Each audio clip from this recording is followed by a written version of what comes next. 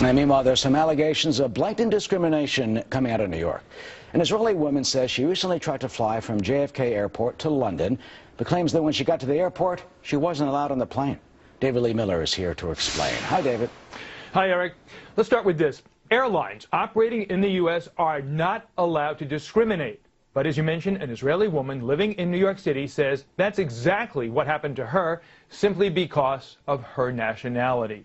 32-year-old Dina, who doesn't want us to use her last name, says she bought a $1,000 ticket on Air India from New York to London on Priceline.com. When she got to the airport, she found out the flight was operated by code-sharing partner Kuwait Airways, even though her itinerary did not include traveling to Kuwait. That's a country that does not have diplomatic relations with Israel.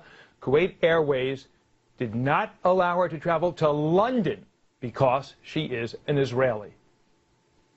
I approached Kuwait Airlines check-in counter, and they saw my passport. They're like, oh, Israeli passport.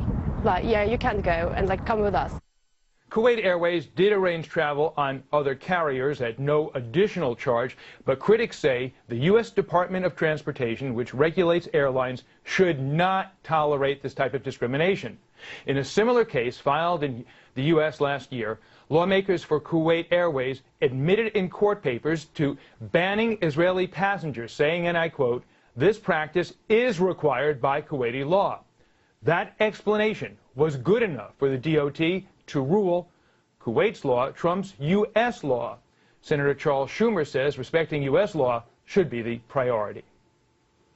If they want to have privileges here in this country, they ought to go by the rules that we go by.